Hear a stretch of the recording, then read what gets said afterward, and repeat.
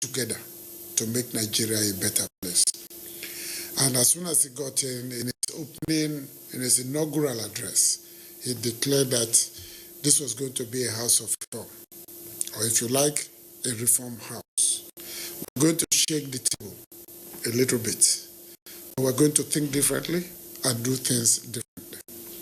And true to his word, he proceeded to set up, among other things, this committee, the ad hoc committee on developing the legislative agenda, and I was privileged to be appointed by him as chairman. First, the composition of the committee showed very clearly it was not a one-party affair.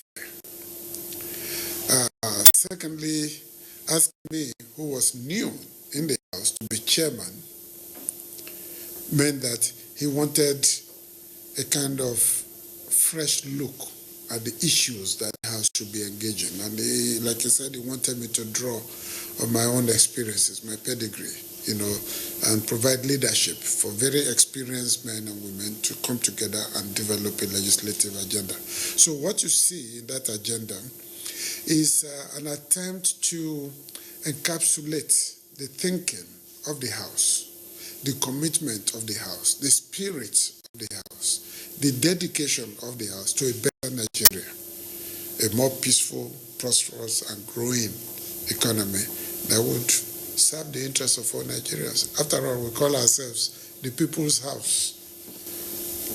Now, Nigeria as a nation is faced with a lot of challenges. That's true. Now, the legislative agenda zeroed in on 15 points, which the House intends to make an impact on in the next 4 years. Now, what informed that decision of zeroing in on those 15 thematic areas? Well, first is the general principles, meaning that we felt before you talk about reforming Nigeria, before you talk about making Nigeria a better place, reform yourself. So the section, the general principles, simply dealt with how do we relate with each other? How do we run the house in a democratic manner? How do we relate with agencies of government? How do we relate to the general public? What kind of rules? And I was privileged to chair also the ad hoc committee on rules and business that redesigned the house rules. And this also, the spirit of that work also informed what we did here. The other part of it dealt with specific issues from our own experiences, from our discussions, and from the contributions from outside the assembly and those we consulted with from within and outside the National Assembly. Those issues that we felt affected the Nigerian people. Those issues that we felt government ought to have a clearer vision about and ought to deal with decisively in order to make things better. So on the one hand, we have policies, programs, prescriptions to deal with the house as an institution. But on the other hand, we have our vision, a kind of wish list. But each one is accompanied with a list of legislative actions, what we needed to do to get those things come to reality. So we think a combination of the two gave us a kind of holistic document that we believe will guide our activities for the next 4 years. The document has 15 key areas of concentration. We have fight against corruption, we have economic diversification, we have security, healthcare issues, education, so many. So many. Yeah, I don't you think the House has taken too much? Why not concentrate on 3-4 areas and then get finished with those before you get into? No, the truth is that first, there is not a lot of time. But we have to use the time we have productively and wisely. second is that we have 360 members. That's a large number, representing every part of this country in the House of Representatives. And it will not be fair to deal with issues affecting one and not the other. So some issues are just broadly based, broadly focused, but some refer to specific themes. And in some areas, you only need to amend some laws. In some areas, you need to make new laws. In some others, you need to strengthen institutions. Some others, you need to engage in some legislative advocacy in order to articulate and put before the public to inform public discourse on what people should be thinking or talking about to encourage government to do the right thing at all times. So for us, it is not too much. We work by committee system. We have over 100 committees in the House. So if we can have 100 committees dealing with several areas, 15 key items is nothing to worry about. I believe it is not too much. Some of them can work, pari passu. You can be dealing with the issues of corruption, at the same time be dealing with the issue of education. You can deal with the issue of the environment, at the same time be dealing with the issue of economic diversification. One does not necessarily affect the other in a negative way, but they complement each other. And what we try to do in the legislative agenda is to say, on these issues, we know the institutions that need to be interacted with. On these issues, we know the institutions that are there. So if we pull them together, and come up with value-free conversations, we can reach to some common platforms and reach a benchmark that will be comfortable to everyone as a basis for doing new work. We talked about joint task. Now, joint task is not only limited to the Parliament. The Parliament requires the understanding of other segments of society to buy into its plans or its ideas. Now, what is the game plan for the 9th House of Representatives? All right. First is that if you look at the document, let me pick two issues. I will give you an example. We are very strong on the issue of working with civil society. Not only because we want them to hold us accountable for what we do here and how we get things done, but because we believe that they have the capacity to clearly reflect on and articulate the issues affecting the people irrespective of where they are located in this country. So we're very strong on that. And that is why even during the launching, we invited a lot of civil society organizations and even had them make opening remarks about what we were doing. Second, to take another example, we talk about women.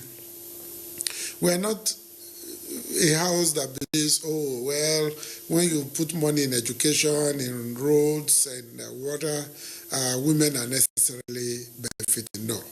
We believe that if you have a segment of Nigeria, a population where they are in the majority, nobody would doubt that they work very, very hard, if not almost harder than the men, but that they've been shortchanged, since political independence.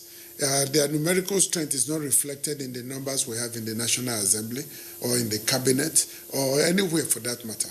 So for us, we're going to engage directly with the issue of gender equity, but not just gender equity, but privileging women and creating access, trying to join hands with them to break the glass ceiling, challenge this whole notion of housewifeization, but more importantly, ensuring that based on competence, on interest, on capability, that they make progress as they want to make. So for us, that is one area. The other aspect, we've already agreed that we are not, without sacrificing the autonomy or independence of the House of Representatives, we will work harmoniously with the other arms of government. That means that there will be easy communication. Our decisions and conclusions will be taken into consideration because we have an open dialogue system with the other arms of government. Within the House, we are working without consideration to say, you are this party, you are this party. Based on your own interests, your competence level, and how genuinely interested you are in making a difference, will give you the opportunity at all times to participate in our discussions and in our decision-making process. So whether in or outside, we believe that we are on a mission to do things in a different way that has not been done before. We believe that there is no institution that is so superior that you cannot engage them in a conversation, be they traditional rulers, religious leaders, and whatever. But if they deserve to also be criticized, we do it in such a way that they understand where we are coming from and the reason why we are making such criticisms. I think what has been missing previously has been having a robust environment for mutual respect and for engaging in discourses that challenge traditional thinking and coming up with conclusions that are actually implementable, not just coming with conclusions that end up on paper. We do not intend to work that way.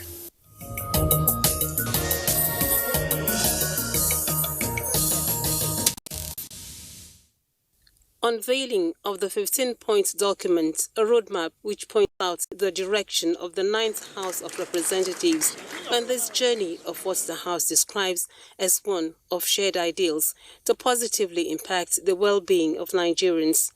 Key among the agenda include social justice, anti-corruption, security, gender equity, economic growth, development and job creation, all of which the House hopes to improve on in the next 4 years through legislative reforms. President Muhammadu Buhari, represented at the event by the Minister of Environment, Mohammed Mahmoud Abubakar, and the President of the Senate, Ahmed Lawan, see the agenda as one that captures shared ideals of giving Nigerians a better deal. Mr. President is very much aware of the need for cooperation between the executive and the legislature. It is said that a true democracy is when you have legislature, but every other form of government, you have executive and judiciary. But when you introduce the legislature, then you have a democracy. And Mr. President is very conscious of that. He is very excited, willing and ready to go the extra mile to continue in line with the initial cooperation between the legislature and the executive, and that we can see right from the very beginning and the presentation of the budget just a couple of days ago. Mr. President wants me to make it clear that his government, his administration will do whatever it takes to make sure we have that cordial relationship. Because we can see from what happened during the last dispensation where there was no that harmonious relationship. Mr. Senate President, Right Honorable Speaker, Mr. President is also aware of the importance of the House legislative agenda. It is an agenda that was carefully thought out, crafted, coordinated, and put together for the benefit of everybody, Nigeria and Nigerians.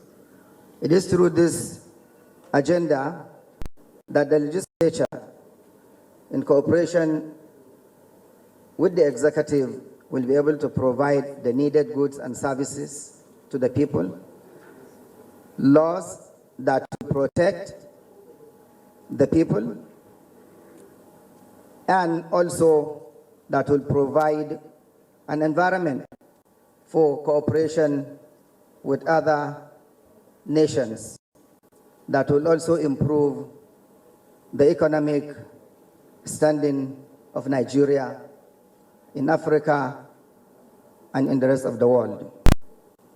It is therefore important to let you know, Mr. Senate, distinguished Senate President, and Right Honorable Speaker, that during budget defense, I assure you, all the ministers and heads of MDAs will appear before the National Assembly to defend the budget of the 2020 budget year.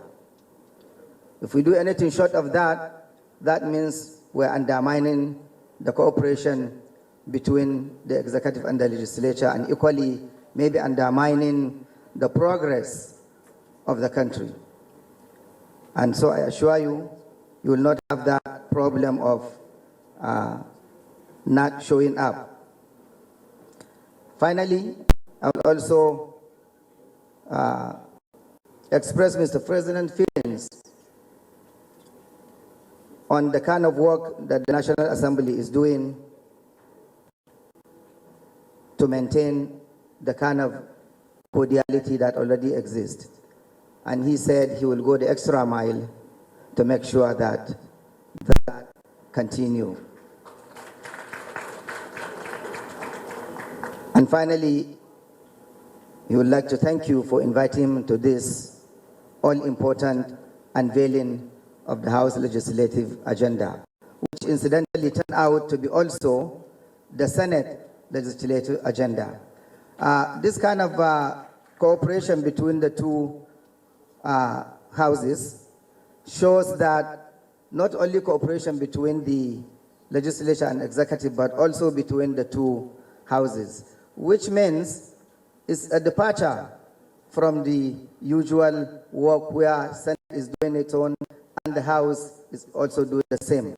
And I can tell you I'm a witness, because yesterday during our interactive session, the Minister of Environment, we sat with the chairman of the Senate Committee on Environment as well as the chairman of the House Committee on Environment. And that is also a departure from the norms, but also a departure that will improve the delivery of goods and services to the ministry and to the people, because we have the two committees sitting there. They can advise us and they will know what we are doing without altering from one house sitting to the next.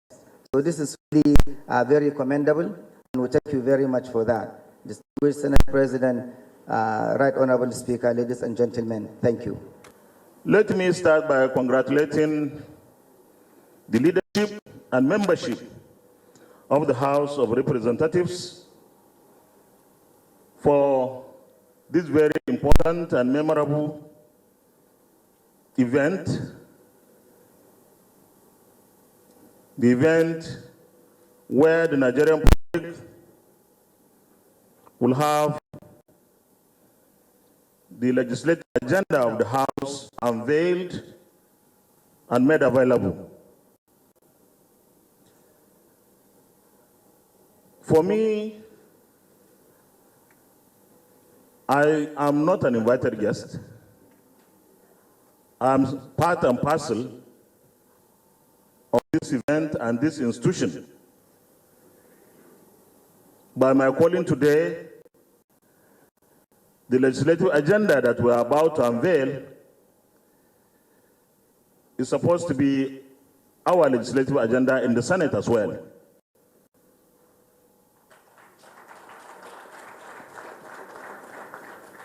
Being a bicameral legislature, the two chambers of the National Assembly have so many things in common. By way of maybe emphasis, any bill that originates from the Senate has to be concurred by the House before it will sail for the presidential assent. Similarly, any bill that originates from the House of Representatives must receive the concurrence of the Senate before it goes to the next stage of presidential assent. And therefore, the legislative agenda of the House is the Senate's legislative agenda as well. The Senate set up a committee to work on its legislative agenda, and we resolved and accepted the report of that committee. We define clearly our roadmap for taking Nigeria to the next level of development and prosperity. But certainly, that would have to have the blessing and endorsement of the House of Representatives. And therefore, even though the legislative agendas of the two chambers would have been separately treated, we have the same mission. And that mission is a mission to take Nigeria to greater heights in the next 4 years. This 9th National Assembly, especially the two chambers, have a great deal of understanding for positive things for Nigeria. The leadership of the two chambers emerged through very transparent processes, and the two chambers enjoy excellent stability and relationships today. What is next is for us to ensure that we transform and translate the stability we enjoy within the chambers and between us, within the two chambers, into productivity by way of legislative implementation of whatever we decided to call our agenda.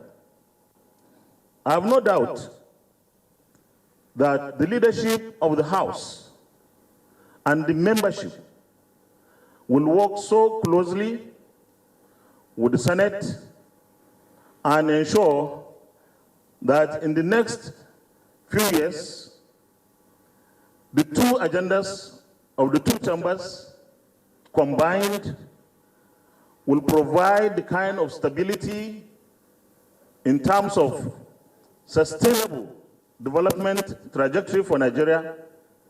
We want to ensure that as a legislature, the 9th National Assembly improves and sustains better security for Nigerians. We want to see an economy that works for all Nigerians.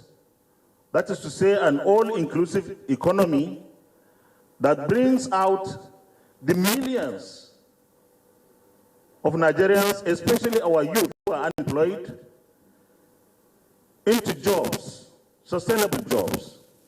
We want to see a diversification of this economy, where about 70% of our population that lives in the rural area is able to enjoy some kind of support from government for the agricultural sector to make their lives. The two agendas will definitely dovetail into one agenda with executive agenda. The legislature today, like my friend, the Right Honorable Speaker said, works very closely with the executive arm of government.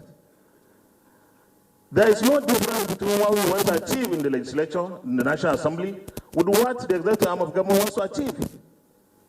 We want to achieve the same thing, and therefore we'll utilize the excellent relationship that we have today to ensure that Nigerians get a better deal. Let me say, by way of getting a better deal, that the House of Representatives has shown clearly how prepared it is to work for Nigeria in a reform way.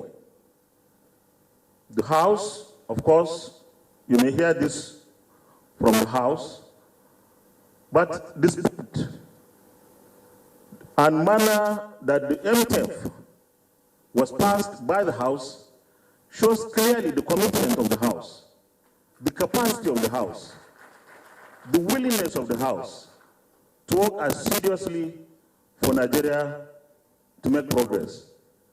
We are going to work jointly to ensure that we maintain and sustain this momentum. One thing that we have decided collectively with the House is to pass the budget 2020 before the end of the year, by the grace of God. Already the House has suspended plenary. The Senate will do the same on Tuesday, next week, for the consideration of budget defense by the ministries, departments, and agencies of government. And I would like to take this opportunity here today to say that only the window of October is available for budget defense. Any minister or any head of agency who decides to travel out of Nigeria without defending his or her budget would have no opportunity again to defend that budget. The National Assembly will do the right thing, will do the appropriate thing, work on the budget, and pass it. We will not like to allow anyone to frustrate our desire to pass the budget 2020 before the end of this year. So it's an opportunity for everyone who is supposed to defend or her budget or his budget to take the opportunity available. And of course, our processes are going to be firmed up. It is our desire as a National Assembly to ensure that Nigerians get better infrastructure and social services. Finally, let me once more congratulate my brother, the Speaker, and his deputy, and members of the House. And Mr. Speaker, I want to take this opportunity to inform you once again that the Senate has already passed the bill, amendment bill, on the deep offshore and inland basin production sharing contract for second reading. We are taking the report of our committee on Tuesday and will pass the bill for the third reading, and this House will now help us get that bill passed for the President to assent. Nigerians should know that this is a commitment of the National Assembly. This administration lost over 300 billion in 2019 because of what that act is. But as soon as we came in, the Speaker and I and the leadership of the National Assembly took it as a challenge to work on this act, amend it, pass it, and get the resources required in funding the 2020 budget as a result of the amendment. I'm sure, Honorable Speaker, distinguished and honored members, this is one thing that we will have to sustain. This is one thing that we have to continue to do in the next 4 years, because the level that Nigeria needs funds for social services and infrastructural development are such that we cannot afford to lose any more revenue that is due to federal government. Thank you very much for the opportunity to be here. Thank you. Speaker, House of Representatives Femi Gbajabiamila says service to the public in the area of politics demands total and unwavering commitment to make a difference in the lives of the people, as failure is not an option. I welcome all of you once more to the unveiling of the legislative agenda of the 9th House of Representatives, and I thank you for being present. Upon resumption of office, I made a commitment to the Nigerian people that the 9th House of Representatives will be a reform assembly, a center of policy innovation, and agent of transformation in the administration of the affairs of the Nigerian state. My commitment to these objectives has not wavered. It is still as certain today as it was on that day, and I assure you that it will remain so. Thankfully, the ideals to which I have so committed are shared by colleagues in the House of Representatives. We are united in our determination to effect lasting positive change in the lives of our fellow citizens who have sent us here. Poverty and inequality, insecurity and strife are the product of policy choices. They are not the result of some inherent flaws in our nature or a consequence of an absence of God's favor on our endeavors. We have it in our power to remake our world, to make it better, to say that no child born in this generation will die of a preventable disease or fail to receive an education because his family cannot afford one. We are entirely capable of building a society where our daughters and our sons are protected from the perversions of those who will seek to break their spirits and take innocence from them. We are the ones who can build highways that run from the deepest creeks of the Delta through the savannas of the West to the deepest North, so that through trade we might achieve prosperity, and through prosperity an honorable peace. Ladies and gentlemen, the document we have gathered here to present publicly is a product of extensive deliberations and contributions from within and outside the House of Representatives. We have listened to people from all walks of life and factored in the concerns of various constituencies to identify and articulate a set of priorities that, if addressed responsibly, will change the face of our nation and improve the lives of millions of our people. We have codified in these pages an ambitious agenda that we absolutely intend to achieve. First among these, to reform the way the House of Representatives manages its own affairs in every area, from the administration of our finance to the operations of the committee system and the process of vote taking and recording in the House. Our goal is accountability and transparency, because as we seek to drive reforms across the government, we are obliged to make sure our own House is in the best order. We have collaborated with the private sector to outline a set of objectives and develop a program of activities that will facilitate increased investment, encourage innovation, and drive economic growth. We will act to protect those who are most vulnerable amongst us, doing well to remember always the words of Hubert Humphrey, that great American statesman, who said, "The moral test of government is how it treats those who are in the dawn of life, the children, those who are in the twilight of life, the elderly, and those who are in the shadows of life, the sick, the needy, and the handicapped."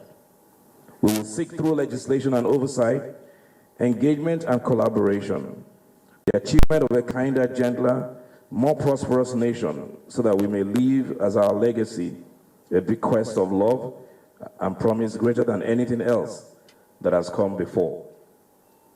Ladies and gentlemen, it is my experience that nothing of substance or consequence is ever achieved by the endeavors of one individual alone. This is particularly so in government and public affairs. We succeed by the joint effort of diverse individuals and groups, representing different interests and constituencies, yet working together in pursuit of common objectives and in service of shared ideals. Therefore, nation building and the attainment of a society that is peaceful and prosperous, kind and accommodating, healthy and forward-looking, is the responsibility of all citizens, irrespective of status, tribe, or religion. It is a joint task. However, those of us who have chosen as our calling to serve in the arena of politics and public service bear a greater burden, because billions of people have chosen us and entrusted their fate in our hands. We cannot afford to fail. I thank the President, His Excellency Muhammadu Buhari, GCFR, for his support for our legislative agenda reforms and for the actions he has thus far taken to support our objectives on critical issues such as the reform of the budget process. What we have today is a selfless partnership between the executive and the legislature, through which we intend to achieve great things for our people. As Speaker of the House of Representatives, I will do everything within my power to sustain that partnership for the benefit of all Nigerians. I ask for all your prayers and for your support in this joint task of nation building. Thank you all for coming here today.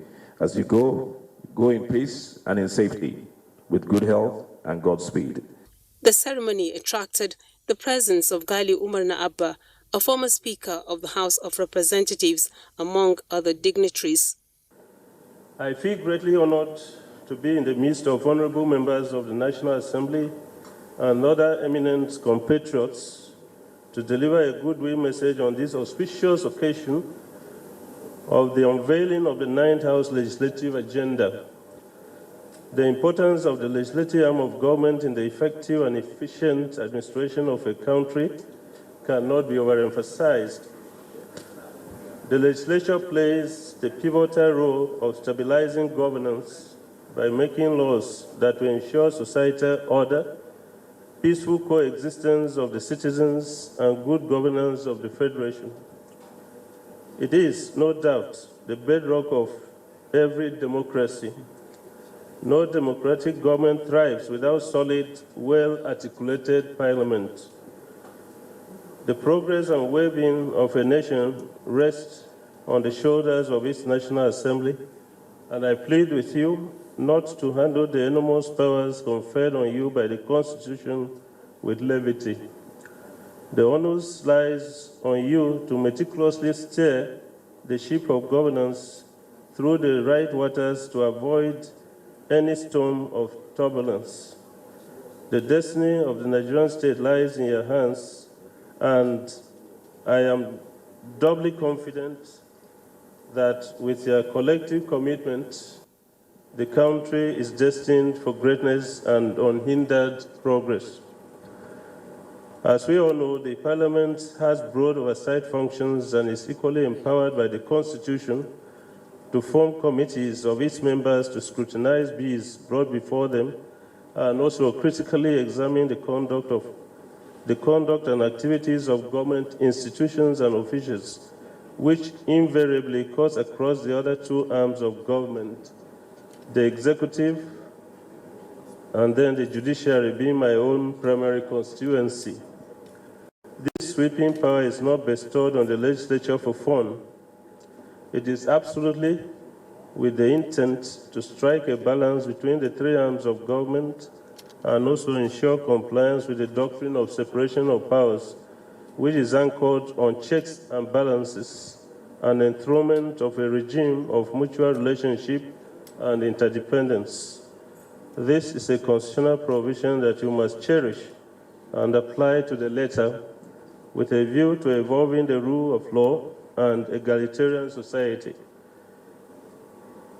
In your 9th House legislative agenda, you should endeavor to carry on board the general welfare and well-being of all Nigerians.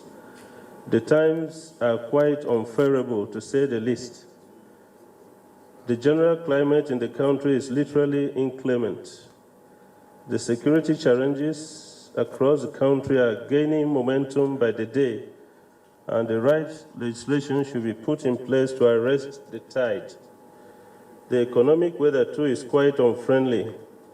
The purchasing power of an average Nigerian is waning. It is no more news that unemployment now governs the labor market.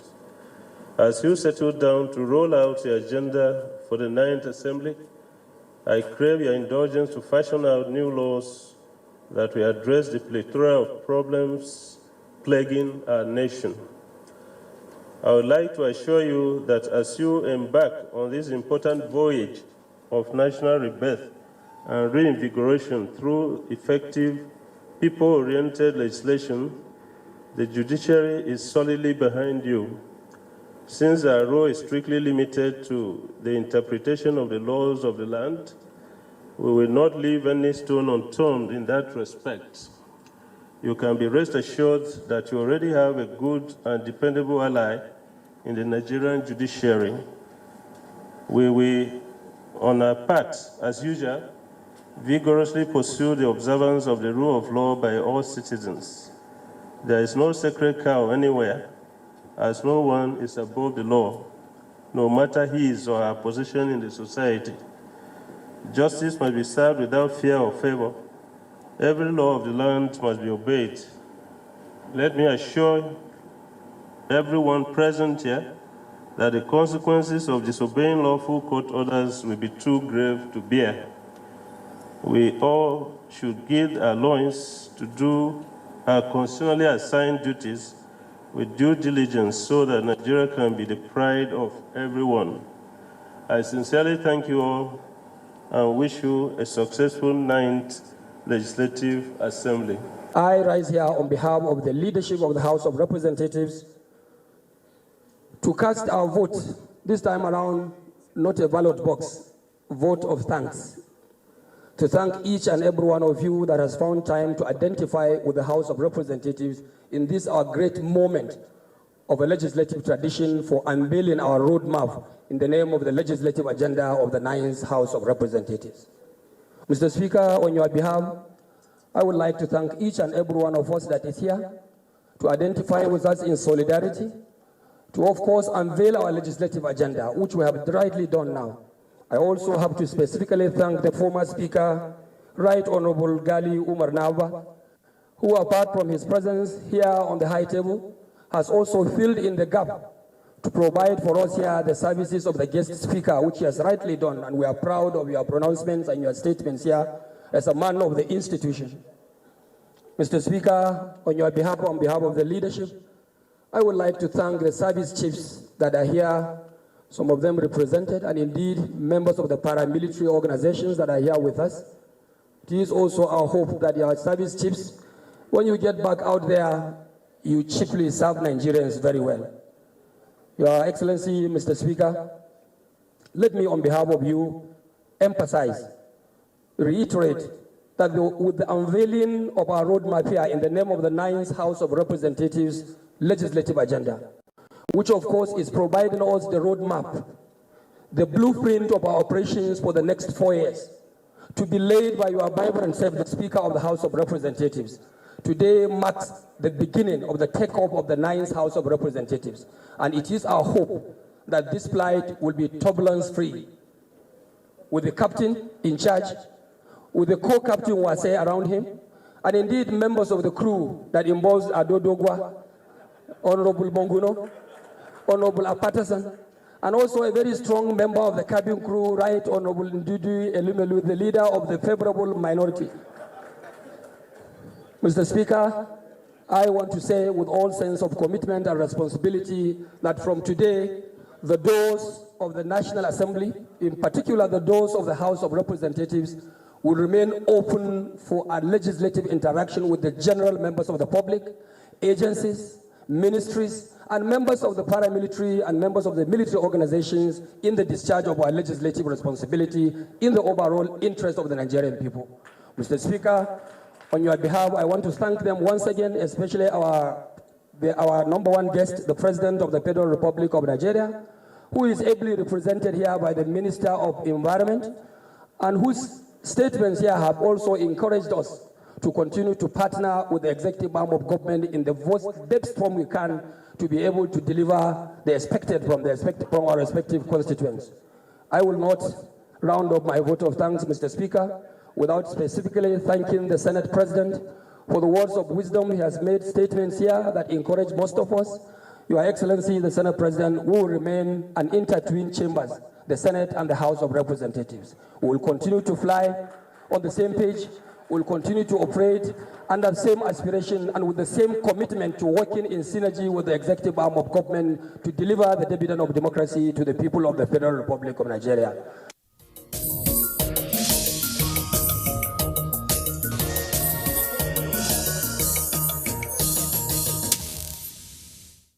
Against the backdrop of findings of a research carried out by the Center for Legislative Engagements on the performance of the 8th Assembly, Professor Tahiru Jiga disclosed that a research conducted by the Center in 12 states show that the 8th Assembly passed a significant number of bills and gave suggestions on how to improve the quality of legislation in the country. He recommended the use of electronic voting on bills and critical motions for credibility. It is with great honor and privilege that I lead the team from Yaga Africa and the Center for Legislative Engagement to this courtesy call. We thank the Right Honorable Speaker for the courtesy and granting us this audience in spite of your very heavy engagements and schedule.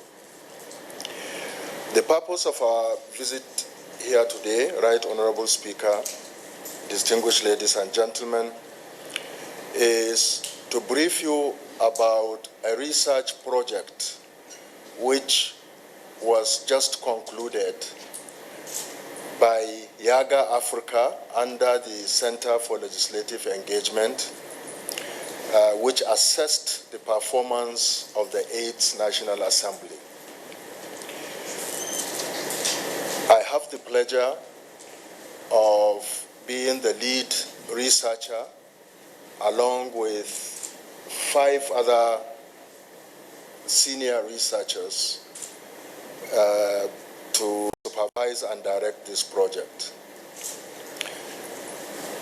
We are preparing to have a public presentation of this report, and we felt it necessary before that to see you to present an advanced copy for your consideration before the public presentation of the report.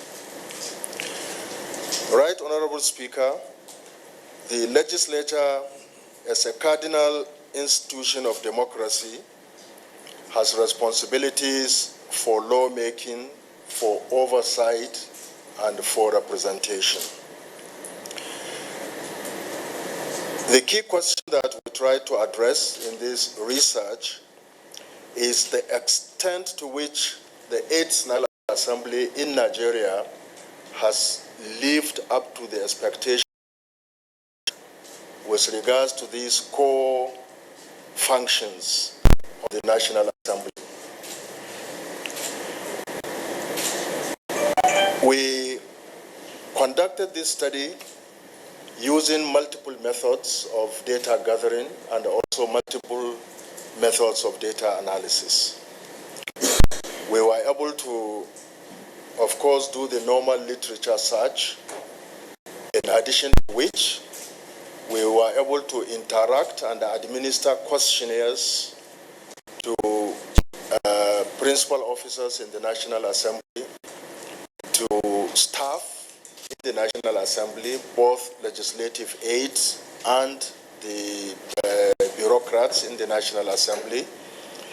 And we were also able to sample 12 states and administer questionnaires to the public on a sample of close to 3,000 Nigerians drawn from a federal constituency and a senatorial constituency in each of these 12 states. And then we also organized focus group discussions with civil society organizations and other professional groups who interact with the National Assembly and who are in a position to venture credible opinion regarding the performance of the 8th National Assembly. I'm very pleased to say that also part of our interaction and the study included 12 selected committees of the National Assembly, 5 from the Senate and 7 from the House of Representatives. And we interacted with the secretaries of these committees, we administered questionnaires, and also with the leadership of these committees. I am pleased to say that we've come up in this report with what we consider to be significant findings, which we believe will assist us in not only appreciating the performance of the 8th National Assembly, but also providing the 9th National Assembly with something it can look at and see where the achievements are, where the challenges are, and how that can help in terms of the way in which it performs its own responsibilities and functions in the next 4 years. This report, therefore, contains these findings. It also contains recommendations arising from these findings. I know how busy you are, and since you are going to have the report, I don't think I should belabor the point about this. But I would like to highlight just a few of these findings and a few of the key recommendations arising from these findings. Some of the findings we believe are remarkable. With respect to lawmaking, for example, it is very evident that there has been a significant increase in the number of bills handled by the 8th National Assembly compared with the previous assemblies. Specifically, there were about 2,166 bills which were introduced, out of which 155 pieces of legislation were passed, including 21 constitution amendment bills, 5 of which have received presidential assent. The Senate passed a total of 172 bills, while the House of Representatives passed 343 bills within this period. Some of these bills could be regarded as landmark or significant for the widespread interest they generated, for the high media attention they attracted, and for the pertinent issues they addressed and the overall perception of their potential impact by the public. Such bills include the Northeast Development Bill and the Not Too Young to Run Bill, amongst others. However, the overall efficiency percentage of legislation was only 23.8%, which means that there is tremendous scope for improvement and increase in terms of percentage with regards to the proportion of bills that are introduced and successfully passed in the National Assembly. With regards to the gestation period of these bills, some of these bills took quite a long time to be passed. Ideally, Right Honorable Speaker, as you are no doubt aware, averagely, a bill should take less than 6 months to pass. But out of the 515 bills passed by the 8th National Assembly, only 47, which is 9.1%, were passed within 50 days. But a substantial majority of them were actually passed in excess of the 6 months ideal situation. In fact, many took as long as 350 days before they were passed. With regards to public perception of the performance of the National Assembly, we found that the performance was rated generally as average. Now, obviously, there may be quite a number of explanations to this.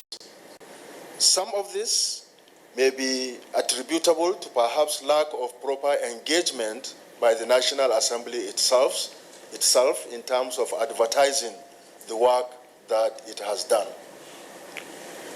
In any case, we believe that this finding provides information with regards to how the National Assembly can improve its engagement with the public and advertise the work that it does and continue to leverage on its good performance.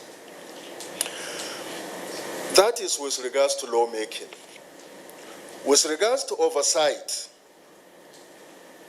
we found that while the 8th National Assembly has excelled in a few areas, but in many areas it seemed to have performed below public expectations.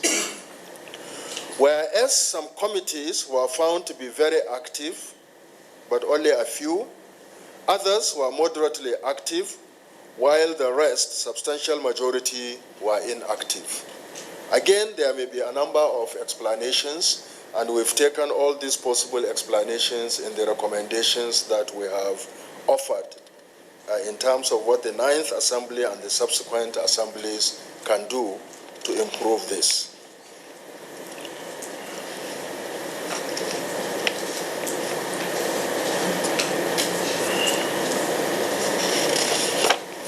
With regards to representation, this is an area where the ratings are not impressive, particularly the public perceptions and rating of the performance of the National Assembly. In particular, the public perception seems to be that in areas such as visits and the meetings with constituents, in areas relating to establishment and management of constituency offices, and with regards to responses to constituents' demands, and also attraction and the execution of constituency projects, and general communication with constituents, there is a lot of room for improvement. I think a lot needs to be desired in this regards, with regards to the way and the performance of the 8th National Assembly. There seems to be a general poor knowledge about the existence of constituency offices in those states where we administered questionnaires, and also the performance in terms of attracting and executing constituency projects was also poorly rated by the public. But the public also rated the 8th National Assembly as very responsive to constituency demands in multiple forms. And of course, this relates to the other issues with regards to meeting the personal needs of members of the constituents.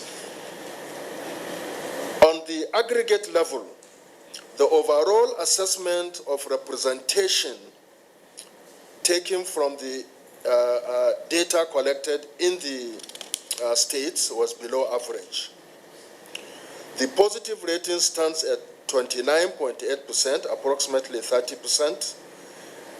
Only 34% was said to be fair, while 34% was said to be poor. There were quite a number of challenges, and when Right Honorable Speaker, this report is reviewed, these challenges can be identified and highlighted. So I wouldn't want to take much of your time with regards to this.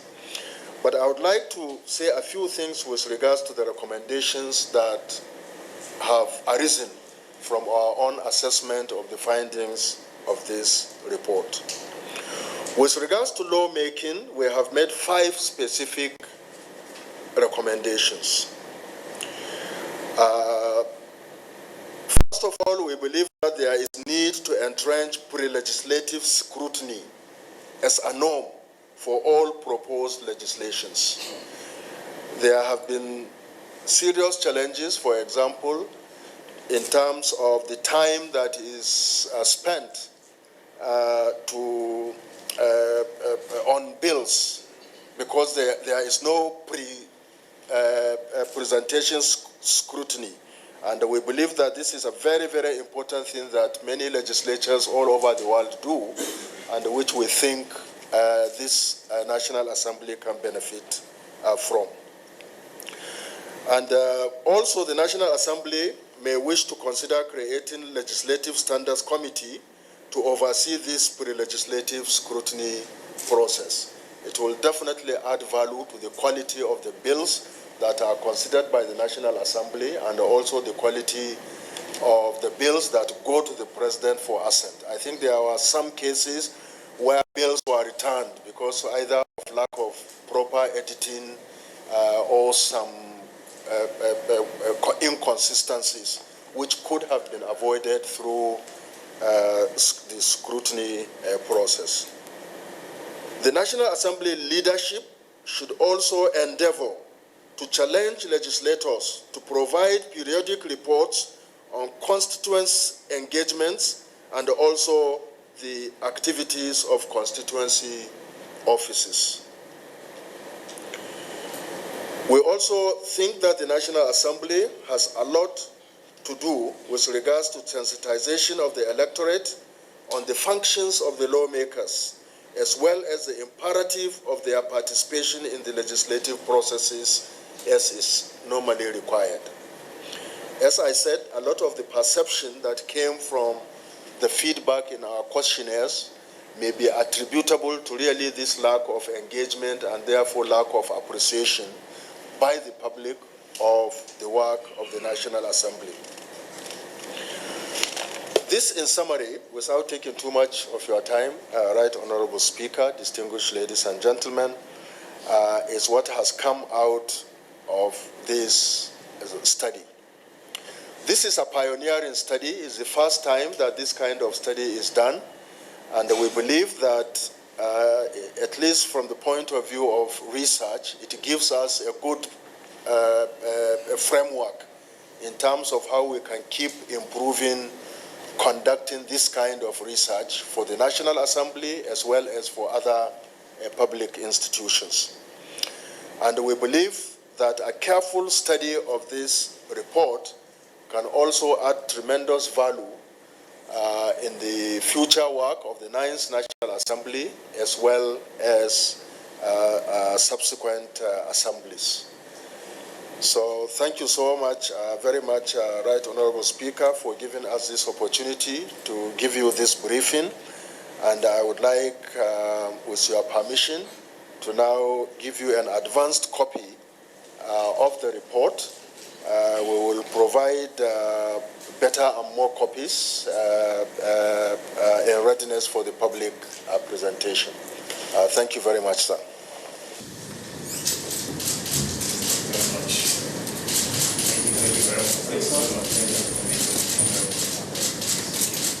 House Speaker Femi Gbajabiamila stressed that the Parliament's role is lawmaking, representation and oversight are spelled out in the Constitution. This, however, is not the case for a majority of Nigerians who, he says, assess lawmakers on other criteria. What you're doing here, or what you've done here, for me is another testament of the fact that there are Nigerians who are interested in what we do and in what democracy is all about. You are the unsung heroes, I believe, and we appreciate what you've done, your presentation, even though I have not had an in-depth study of your report, at least, but now we have a sneak preview. We know some of what is in it, the highlights. This is probably the most, I make bold to say, misunderstood arm of government in Nigeria. Maybe rightly so, maybe not. We still need to understand why. But I think even all over the world, to a large extent, the legislature is misunderstood. It is for us to correct those misconceptions and the negative narrative that's out there regarding the legislature. So that's why what you have done in the research of the performance of the preceding assembly is a welcome development, and it is something that will be used as a benchmark of what happens or how we are assessed in the 9th Assembly. But let me very quickly say, having said that if we don't get the fundamentals right, then the assessment that we've done will really come to naught. If we don't get the basis, when I say the fundamentals, I mean, do Nigerians really understand what the legislature is? Do they really understand the work you're supposed to do? Do they really understand the constitutional responsibility that's been given to you? Because if we don't get that right, if there's a misunderstanding and they don't know it, then whatever questions you're asking will not make any sense. They'll always give you the answers based on what their own perception is of what you're supposed to be doing. And if I may say so, if based on the Nigerian perception, both educated and uneducated, if based on the perception that I know it to be of the work of the legislature, then I'm surprised that we even have some are saying you've done okay. The assessment will be zero. It should be zero. Because legislators, as I know it, are meant to build roads. They're meant to construct bridges. They're meant to build hospitals. They're meant to build schools. They're not meant to make laws. They're meant to do all these things that the executive is supposed to do. And if that is the perception, then of course we're going to score 0. That's why I said if we don't get the fundamentals right before we begin our research and our questionnaires that we're giving out to the public, the average man on the street is going to believe that we haven't done anything. The work of the legislature is actually is not something that is visible to the naked eye. If you're meant to be passing laws, which is one of the core responsibilities of a legislator, I mean, the average man on the street is not interested in the law you're passing, doesn't even know about it. All he knows is what he sees. That's the difference between the legislature and the executive. What the executive does is visible to the ordinary man on the street. We don't do that. And so education is so important if we want to get this thing, this thing right. For instance, we practice the American system of democracy. If you're going to benchmark, or if you're going to assess the American legislature with using the same parameters here, the American legislature, which we here, those of us here think they're doing a good job, they're going to score 0 as well. Because if you ask the members of the public in America, what have they done? And if they're going by what Nigerians believe, oh, no streets, no this, no that. And that's in terms of work. Let's talk about in terms of what you're also supposed to do as a legislator in Nigeria. You're supposed to provide for every man in your constituency. You're supposed to pay for his rent. You're supposed to pay for his hospital bills. You're supposed to pay for his great-grandmother's funeral. You're supposed to pay for his child's birth. Whether you are educated or not, those are the demands, those are the things that are required of you as a legislator in Nigeria. Well, you and I both know that that's not the oath we swore to. So, of course, if you ask any man on the street about the performance of the legislator, because he has not paid his rent, he has not paid for his asking for this and that, he scored 0. So that's where I have a problem, that if we don't get the right, if we don't change the narrative and get them to think the way they're supposed to think, as this is my job, you'll always score 0. It's like going to ask the members of the judiciary, even though they are not elected. If you assess the judiciary and members start saying they didn't build road, they didn't do this, it's the same thing, because separation of powers. One is to make laws, one is to execute the laws, and that's the executive, and the other one is to interpret the laws. So you cannot impose the function of one on the other. We have to run an organized democracy, not just a democracy. Because the way democracy is interpreted in Nigeria, all it means is that you conducted an election. That's democracy. But there's a difference between that and an organized